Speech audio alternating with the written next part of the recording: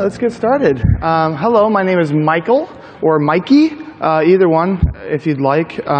This is my presentation titled Marketing Fundamentals for New Developers. I am a marketing director for Crows. It's a new studio by William Pugh. You might know him from games like Stanley Parable. We just put out our recent game called Dr. Langeskov, the Tiger in the Terribly Cursed Emerald, a World with Heist. Before doing that, I did a whole bunch of Kickstarters. I was doing about 10 a year. I've been getting out of the game, though. I'm trying to kind of distance myself from that Kickstarter life. But before doing that, even, I released Catacomb Kids on Steam. So I've been doing the marketing director thing for about 3 or 4 years. I don't have mastery yet. That would take a ton of years, probably like 10, probably a few decades, because just like programming, art, and music, marketing is insanely complex if you look further into it. So what I do have instead of mastery, what I do have are fundamentals.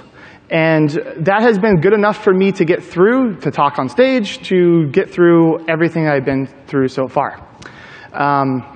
The reason why that's possible is because the industry as a whole for indies is a little bit farther behind than the other industries. Because people have a different kind of understanding of what marketing is, what does it do, and kind of how it functions with their games, and where does it kind of fit into the funding aspect of everything. So a few questions I hear all the time from people are things like, I don't need marketing, a great game will sell itself. This is a great one because it kind of implies that there's this invisible line in the sand that will tell you if the thing will work or not. But that's not quite how marketing works. Marketing is actually a multiplier. It doesn't work as a thing that just passes or fails. It kind of determines whether or not your thing gets really big or, just barely makes its goal. But it's kind of hard to tell without looking really far into the data. The next part about that is that game was going to sell or going to make its goal anyways. How do you know it was actually marketing? This is another thing that shows that kind of indie developers have this problem where they are assuming that the game is going to make its goal anyways, and they don't know how marketing affects things. And this is something I hear hundreds of times actually every year. And this is a really good one. Luck is a major factor in game sales. Again, kind of implying a lack of understanding about value. And then this is actually the best one. I did everything right. I had a great game. I had good reviews, good press, and I went to all of the events. If I failed, it had to have been the macroeconomic state of the indie game industry. For sure not me. This is something that I get all the time, basically on Twitter. You probably heard about it, the indie apocalypse. You might have heard. It's kind of an odd thing to hear from people because it shows that they don't have an experience about where funding is coming from. We have a good gauge for when games do well because we have reviews. We say, okay, this person who's an expert and a whole bunch of experts all kind of came together and agreed that this game was very well made. But we don't really have that for marketing. We don't really have a way to track whether or not things are working or if things are not working. And if you don't know if things are working or not, then you tend to make mistakes all over the place, spend money incorrectly, and eventually fail. So what can we learn from getting this fundamental understanding about the system of marketing? And you can learn all kinds of things, actually like an insane amount of things, like should I get a booth? Will my Kickstarter succeed? When should I launch my game? These crazy systems you think that wouldn't be related but actually are like tied close-knit. That brings me to what is called a conversion system. A conversion system is just kind of a mindset that you have to be in to understand how everything fits together. And if you think along what a conversion system is, then you'll be able to kind of map out if what you're doing is going to be successful or not, if your Tinder profile is doing better than you thought it was. Whatever you want to do, it'll pretty much kind of solve it if you can actually get the metrics to be correct. So the first part of it is cost. Cost, it could be anything. It can be labor, it could be time, it could be money, it could be your community, or it can even be your morale. A lot of people get burnt out if they do too much of something. So a lot of time I'll see indies go from booth to booth to booth to booth to booth, all across the world, going across to PAX Australia and to the Netherlands, to everywhere. And they get burned out, and eventually you figure out that the morale that they had has expired, and then they will not be effective workers later. The next part is views. Views can come in all different kinds of forms. The most common ones are curated views. Those are things that you know of like press. Then there's other things like adverts, which is views that you pay for. And then there's finally community. Community is caused by your community, well, talking about your game or sharing it with other people. This is actually the hardest one to get, and it's also the most expensive one. And it's actually the hardest one to control as well. So if you have too much of a focus towards community, it tends to be a very bad idea unless you have some very good metrics telling you that you should. The next part is called engagement rate. This is just simply the number of people who have viewed the game that care about it in some way to get more information. No matter what, a percentage of your views are always going to turn into an engagement rate. It's kind of just the way of life is. If you give enough views to something, there will always be some person who just loves it for some reason, even if your game is garbage. The next part is called conversion rate, which is the percent of engagement rate that turn into some kind of value in the future. This value could be all kinds of things. It can be things like sales, it can be money, it can be someone buying your t-shirt, it can be someone going to your community or going to Twitter and tweeting you, retweeting your stuff all the time, sending you a little box of cookies. It doesn't really matter, but some way to measure it is really required. But this only counts if it's captured. So that means that if you do not do anything with it, if you get a news article, if you get a giant press release, if you don't do anything with it and you don't put it somewhere in a way that keeps people together, well, it's going to decay until it dies very quickly. So what we're going to do is we're going to focus on mailing lists. Mailing lists is like the best way of capturing things because it doesn't require much at all to put it together. And it doesn't require you to have a product made. It doesn't require you to know what you're doing necessarily right away. You can even like kind of have a prototypey, not really for sure idea about the game and still start one of these. It doesn't take much to maintain it. You don't need to manage it you don't need to manage physical production, which would be things like creating figurines or shirts or little bobbleheads, whatever. And it universally provides value when you cash out on it. So mailing lists, I love. I use them for pretty much everything that I ever do because it allows me to gauge value right away even when we're not selling a game. And that allows me to kind of map out if what we're doing is correct or not. So this is how you kind of get started. And this is going to be a lot of tools that I talk about, but these are all kind of mandatory. So go ahead and take your phones out if you need to take a picture of them on each slide. But I will have the slides up later on. I'll go slowly so people can get that creeped out. The first one is, how do you record costs? This one's going to be easy. Get a notebook. Go ahead and write down what you're actually spending and try to keep track of where you're putting your money and who you're putting your money with. You can do things like have a checkbook. You can do other things like kind of manage where your time is going. But yeah, the general idea is that you should probably know your costs when you're very small. Later on, it gets more and more complex when you need to learn about where your employees are and how the work is coming through and all that. But for the meantime, if you're just a few employees or a few people just trying to make a game, just get a notebook. The next part is views. You're going to need Twitter, Facebook, YouTube, analytics. These ones are pretty easy. They're pretty standard. I'm sure a lot of people have Twitter analytics already enabled, I assume, right? Yeah? A little hands? Good, we have a few. That's wonderful. Okay. So Twitter analytics is just a simple thing. You just Google Twitter analytics. You just Google Facebook analytics, YouTube analytics, and it'll pop up automatically. You just sign in, and then it just permanently has a little tiny 3 bars next to all your tweets that tell you how many people touched it, how many people viewed it, how many people clicked on it, all these kinds of things. And you kind of get obsessed with it, and it's a little, path into darkness and all that, but don't worry about it.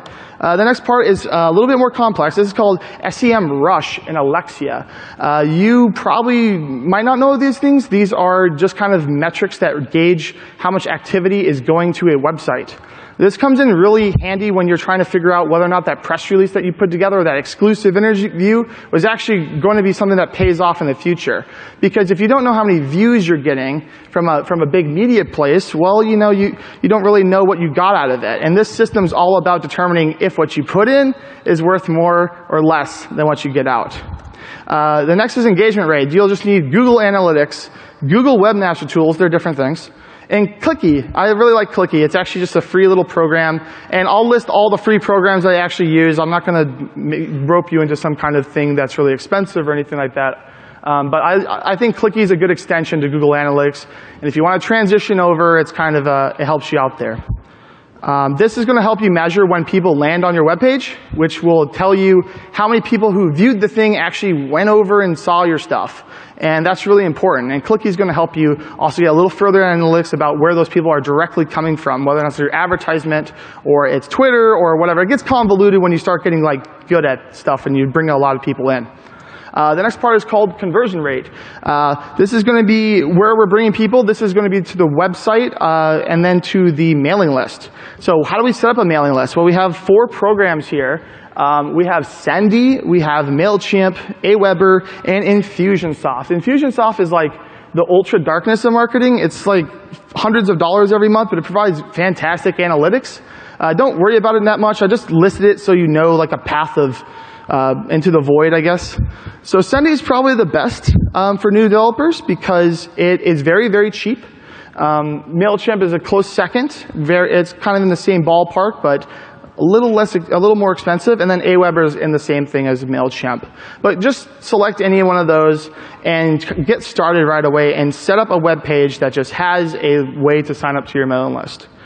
And finally, the value return. So value return is such a tricky thing to measure when you're looking at a mailing list, because how do you know that the person that's signing up is going to actually be someone that ends up caring about what you're doing and ends up 7 months down the line buying what you want them to, or retweeting your stuff, or going to that Kotaku article that you just got and leaving a comment and showing support for the things that you're getting. So how do you measure people, right? Well, let's talk about how humans love each other, I guess. So there's a thing called cohort analysis, which is it sounds a little technical, but it's really not that big of a deal. It's kind of just the idea that people in big groups can be separated into smaller groups. That's all it is. So if you see at the top, you'll see that there's a big, big, big peak up there to the right, left, I don't know, over there. And it'll be dropping down rapidly right now. That's because that's just normal. It's very normal that people sign up to your mail list. They don't even care about your first email. They never do. They just do it for some reason. I'm not sure. But yeah, they sign up and they just leave. So that's what happens at the very beginning. Then what will happen is that further on, there'll be a progression of people who continue to open your mails over and over again until you hit this kind of like weird straight line. That's not quite 0, but not quite a lot either. That is your core group of people. These are the people who will always be with you forever. They're permanently latched to you. And the way that we know this is back to how humans interact with value with each other. Well, if you go through a lot of hoops with somebody, if you pass a lot of barriers, if you're willing to go very far for something, then it tends to be that you value them very much. So you're going to see the people at the very bottom, if it curving off straight. Now, if you see that when you have people signing up, it just dives into the ground, that means everything that you've been working towards is kind of a failure, which is great, I guess, because it's a learning experience, but not so great for money. But yeah, so if you see it diving off into a cliff, then you know fundamentally that you're either producing content that they don't care about, or that you were given a chance and you failed them. I guess that's terrible. But yeah, so going on to the next thing. So this little area here is the people who care zone. You can measure out how many people that care out of the thousands that are signing up. So this is another ratio for you. So you have a ratio of how many people engage with the view count, or the thing that you're putting out. Then you have a percentage of people who convert from the engagement. And then you have a percentage of people from the conversion who turn into people who actually care about you. For me, myself, the people who care about me have represented about, they tend to convert at a rate of 40 to 70%. So basically that means that anyone in this range is almost a guarantee that they're going to purchase in the future for me. That could be different for everyone. It's probably based on things like how you engage with people and experience and managing a community. But if you see a lot of people being built up here, it's probably a good sign that you're doing something right. So this is the full conversion system. It is a cost, it is the views, it is the engagements, it is the conversions, and then finally, what is the output that you're receiving? And through cohort analysis, you'll be able to find out how many people actually cared and what kind of iffy percentage what they're going to do. You can call this $VEC, $ for short, if you'd like, I guess. There you go. Should you get a booth? So we can turn that information into actual questions that provide really good answers. So how much is this going to cost, a booth? We're going to fly out to some foreign country somewhere and buy a booth, a hotel room, send another developer out so he mans the booth, and we have to get the space and a few electronic stuff set up. So it's going to cost us $10,000. All right, this is terrible for indies, by the way. So how do we know how many views there's going to be at the event? We kind of don't, do we? So what we do instead is we try to figure out a prediction of how many views we could get. And the way we do that is, we run a press release prior to the event. You should pretty much never go to an event unless you've already put out something somewhere. Don't let your website kill you because, hey, you got all the press to write about you, and they went to your website and it crashed, it sucked. Or they viewed your video and it had some really nasty things that you forgot to take down. So yeah, go ahead and check if everything is clear, run a press release, and that's going to give you something interesting. That's going to tell you your conversion rate, and that's going to tell you your engagement rate, and that's going to tell you how many people of the people who converted actually care. So you input in the engagement rate, the conversion rate, and how many people care at that same rate,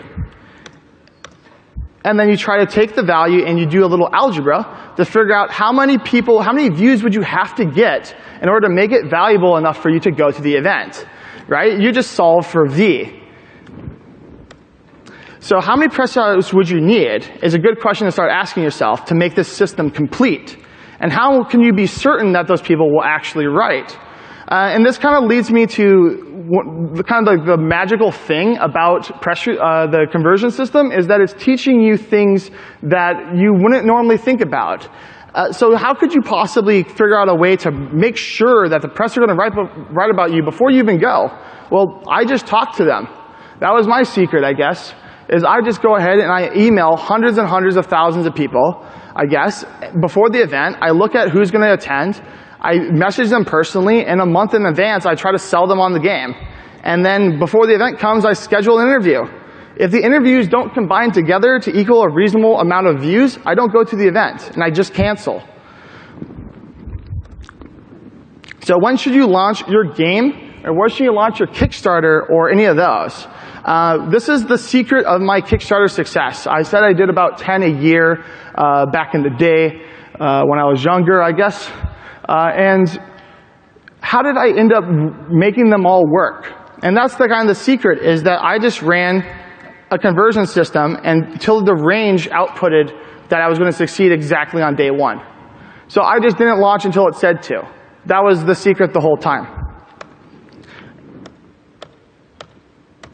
And that's kind of it.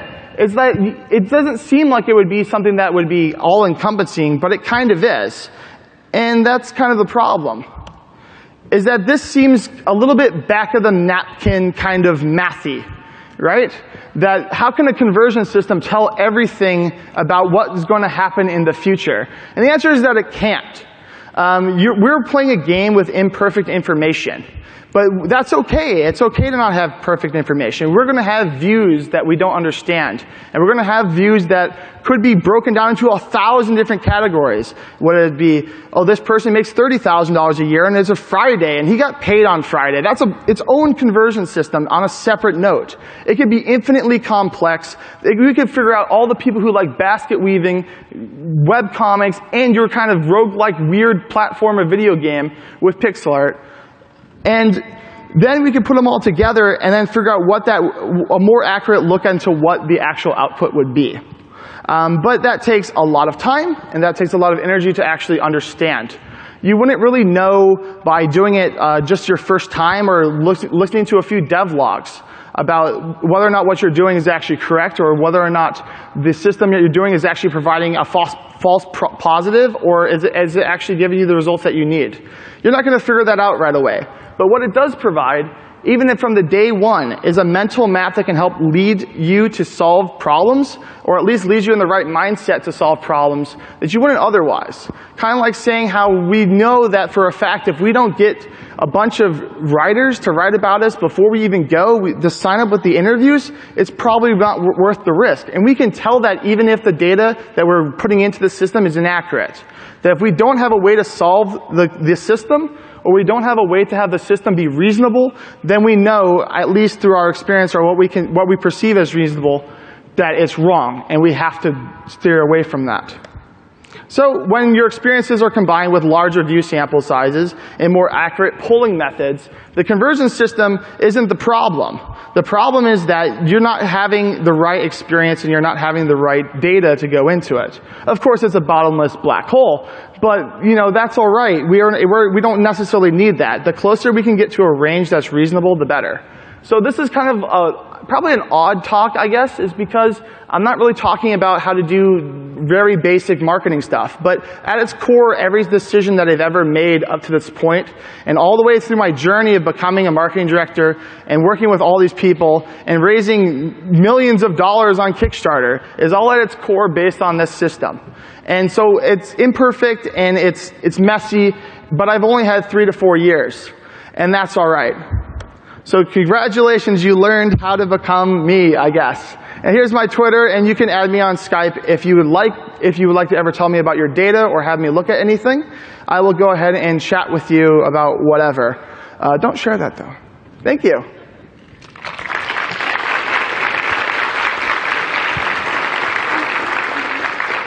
Now, if you have a question, you can step up to the microphone. When do you plan to release the slides? When do I plan to release the slides? As soon as possible, actually.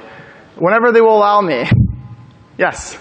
So you mentioned that using mailing list is one of the tools, but do you have any suggestions or tips on how to get people to sign on to the mailing list? How to sign on to the mailing list? There's a different way. There's a few different things. So it depends on what you're going for. So for the game that we put out, Dr. Langeskov, we actually kind of obfuscated the whole email list signing up thing because our goal was to make it as tough as possible for people that weren't that interested to sign on. So the only way you would know about the mailing list is actually if you download the game already and beat it all the way through. And then at the very end, it would output, hey, this is our mailing list. So we were trying to put as many filters in place as possible to try to get the most optimal people. So if you're looking for quantity just to sign up, I don't think you should go after it. Because the cohort analysis will show that when you go for a mass market, it won't actually output something that you want. But in terms of just naturally growing your views, I suggest putting together things like press releases or trailers to try to get the word out about your game. Thank you. Thank you. Do you have any general tips for building a good press release? And for building that list, do you just try to troll for and collect as many different direct emails to press, writers and all that as you can and just email them directly? Yeah, I email everyone directly. I actually just say hi, I'm Mikey. I don't really do a huge release thing. I just say hello and I tend to DM them on Twitter. I know that sounds really kind of hacky and weird, but people tend to like personal things. So what do you use in the content of the actual press release itself? I tend to just tell them hey, here's this GIF thing, do you think you're interested? Or I'll just say, hey, this is the concept of the game. And over time I form actual personal relationships with people. I tend to message them way before I even have stuff to show them. So I'll be talking to someone and I'll research every single writer on every single website that's in the top 100 or 200 of all sites. And then I'll message each one of them personally and then try to form a personal relationship with them so I understand what games they want specifically. And then if I find out, hey, this person likes roguelikes and we're making one, I send them a GIF, I tell them the pitch. So it's a much larger kind of convoluted system than just hey, we have the game, here you go. Gotcha. Yeah. Okay. Hi. Yes. Hello. Thank you for the talk. That was very informative. So when you were talking about the cohort analysis, yes, you had this graph and showing a decline of supporting users, I guess. Yeah. I was wondering what kind of tools you use to collect this data. Oh, to collect information like this? Yeah. Because before in the previous 2 slides, you showed some tools about collecting the engagement and like these. The what? Oh, it's not? Oh, okay. I was hitting the button. I think it was working. Okay. So yeah, there's on the mailing site conversion ones, they're going to show you all that data. Actually, they'll actually graph it out for you a lot of the time. So like Sendy and MailChimp and Aweber, they're going to output all the data for you. And so, because on the graph, it shows that how many users open the email, they can actually detect that? Yes, they can. Oh, wow, they can detect so much more. Oh, okay. So this is, I didn't want to put this on the slide because it's kind of weird, but like there's a thing called mouse flow even. Okay. And that will even let you see everything that they click on and move and input on the email. It's called mouse flow? Yeah, mouse flow. Right. Cool. So basically, if you want to go crazy and find out everything people are clicking on or everything people are moving around on, there's programs for even that. So yes, we can figure out who opened the email. We can figure out how long it took them to click the links, how much of the email they read, everything, pretty much, from like these systems. Infusionsoft is going to be like the most crazy, like stats you didn't even know existed kind of thing. And Sendy is going to be providing similar details. So you can do all this with Sendy. I do it with Sendy with a lot of people who don't have very large budgets. Okay. Yes. Yeah, thank you. Thank you. Yes. Hey, could you go over the timing of when to release your Kickstarter again? That kind of flew by pretty fast. Yes, that was a little bit of part of it. So the way the Kickstarter would work is it's the exact same system. You put in how much money you would have, right, at the start, and then you figure out how many views you would have to accomplish, just like you'd go, kind of like you were planning to go to like GDC or PAX, whatever. You try to figure out how much views you would have to acquire before you launch. Or you could also figure out like how many users you can acquire through the mailing list. Those count as those convert at a rate that's very high. So you add those to the amount that you need from the press. And you can find out how many people are reading each press thing at what time based on things like Elixia and all the other things. So you can say, oh, Kotaku, they're great at 2 p.m. And then you try to get an article at that time. And if you do, then you subtract that amount and you kind of wing it-ish. But the point is that when I do Kickstarter, I'm coming out kind of swinging. On day one, I'm getting 30K, 50K, and people say, oh, it's Hyperlife Drifter 2. And it's like, nah, it's not. But what I do from there is I'm going to actually just go through the whole thing a little bit, if you don't mind. I'll actually kind of explain for you, is that I give those views, I get the views, I get everyone signed up, and even if it doesn't hit the mark right away, I still have 29 days now. I then planned 4 other major press releases with things like trailers. And anyone who's supported me that actually I enjoy a lot, who have provide a lot of views, I go ahead and I bomb them with the mailing list. I take the whole entire mailing list and I send them over. I say, hey, we'll do an exclusive interview with PC Gamer, and we'll do and I'll say to all the fans that are on the mailing list that we've all signed up already, I say, hey, we're doing a PC Gamer interview. You should check it out. And then all these users come over to PC Gamer. They really like that. There's like 1,000 comments, 2,000 comments. They love that. There's a lot of engagement. People are sharing it. And they go, yeah, we'll do the next trailer too. And then that kind of snowballs things for us. Yeah. Wonderful. Thank you so much. Yes. Really great talk, by the way.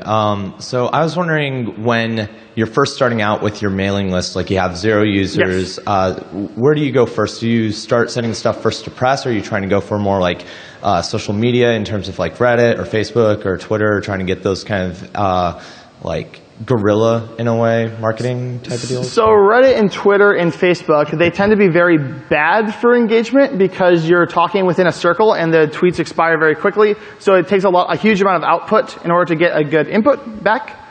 So basically Twitter and Facebook and all those tend not to work very well until you already have a part of a following.